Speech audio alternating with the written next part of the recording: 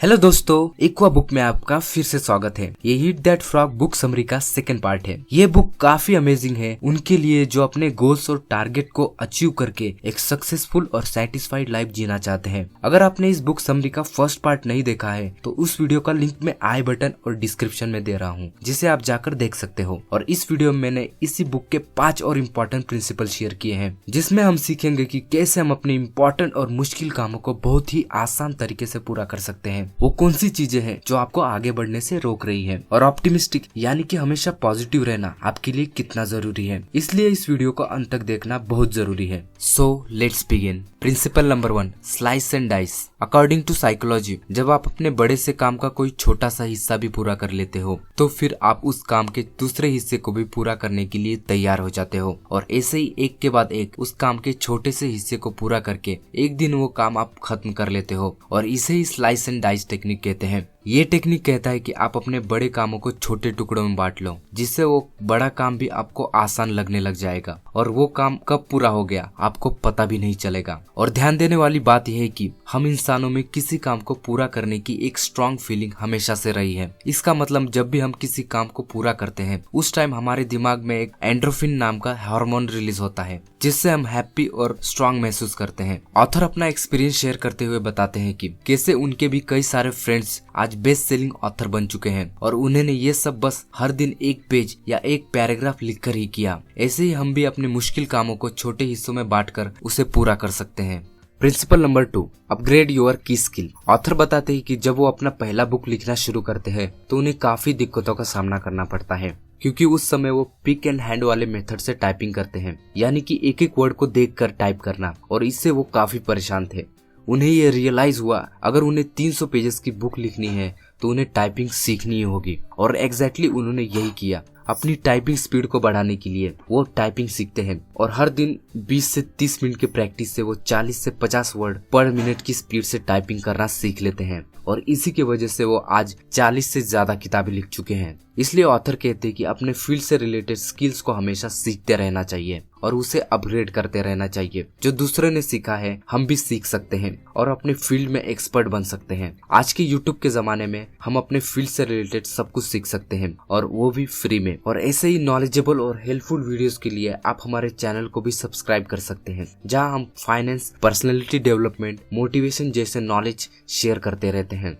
Principle number 3, identify your की constraint. Author कहते हैं कि जब भी हम कुछ करना शुरू करते हैं तो हमारे सामने कोई ना कोई लिमिटिंग फैक्टर जरूर आता है जो हमें वो काम पूरा करने से रोकता है, और यहीं पर हमारी रिस्पॉन्सिबिलिटी होती है कि हम उस लिमिटिंग फैक्टर को, उस प्रॉब्लम को समझकर उसे सॉल्व करें। इसे एग्जांपल से समझे तो किसी भी बिजनेस का अल्टीमेट गोल अपने प्रोडक्ट्स को ज्यादा से ज्यादा कस्टमर्स तक पहुंचाना होता है, जिससे वो ज्यादा से ज्यादा प्रॉफिट कमा सके। लेकिन कई बार उस बिजनेस को अपना सेल्स इंक्रीज करने के लिए कई सारे लिमिटिंग फैक्टर्स, प्रॉब्लम्स का सामना करना पड़ता है, जैसे कि सही टाइम पर delivery, marketing problems, cost reduction etcetera. हम इन सारे लिमिटिंग फैक्टर को आइडेंटिफाई करने के लिए 80-20 रूल का भी इस्तेमाल कर सकते हैं, यानी कि हमारी 80% प्रॉब्लम्स जो हमें अपने गोल्स को अचीव करने से रोकता है वो हमारे अंदर ही होता है, जैसे कि हमारा डर, हमारी बुरी आदतें, डिसिप्लिन। आसान शब्दों में कहे तो हमें सबसे पहले अपने आप से जीतना होगा। बाकी बचे 20% लिमिटिंग फैक्टर वो बाहरी होते हैं, जैसे कि market competition, government regulations etcetera. इसलिए एक सक्सेसफुल इंसान हमेशा अपने प्रॉब्लम्स को समझने के लिए अपने आप से ये सवाल जरूर पूछता है कि उसमें ऐसी क्या कमी है जो उसे आगे बढ़ने से रोक रही है। वो अपनी सक्सेसफुल लाइफ जर्नी की पूरी जिम्मेदारी लेते हैं।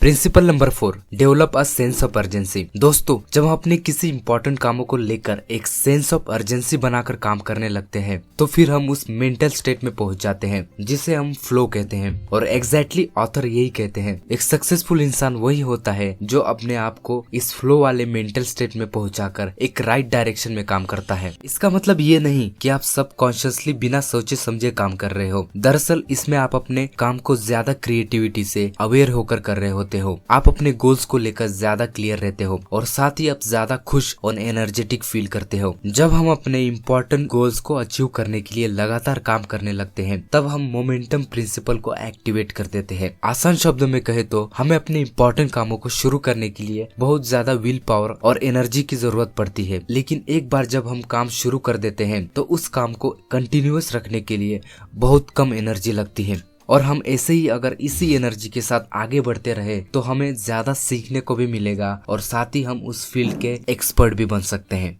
Principle number 5, motivate your self into action. Pennsylvania university में 22 साल तक एक स्टडी हुआ और उस स्टडी पर एक बुक लिखी गई जिसका नाम लर्न ऑप्टिमिज्म था। इस बुक में बताया गया है कि ऑप्टिमिस्टिक रहना यानी कि पॉजिटिव रहना ही एक ऐसी क्वालिटी है जिसे अपनाकर एक इंसान हमेशा सेटिस्फाइड और सक्सेसफुल लाइफ जी सकता है। हमारी ज्यादातर फीलिंग चाहे वो पॉजिटिव हो या नेगेटिव इस बात पर डिपेंड करती है कि हम अपने आप से कैसी बातें करते हैं। इम्पोर्टेंट ये नहीं कि आज हमारे साथ क्या हुआ बल्कि उस घटनाओं को हम अपने आप पर कैसे अप्लाई करते हैं, ये सबसे ज्यादा इम्पोर्टेंट है। और यही चीज एक तो हमें मोटिवेट करती है या फिर डिमोटिवेट। इसलिए ऑथर कहते हैं कि हमें खुद को मोटिवेट रखने के लिए ऑप्टिमिस्टिक यानी कि हमेशा पॉजिटिव रहना चाहिए। हमारे लाइफ के प्रॉब्लम्स को हमारे मूड और फीलिंग्स को बिगाड़ने नहीं देना चाहिए। लेकिन आप कह सकते हो ये सब बस कहने के लिए आसान है। इस पर ऑथर कहते हैं कि जी नहीं, ऑप्टिमिस्टिक रहना ये कोई रॉकेट साइंस नहीं है, इससे हम भी सीख सकते हैं।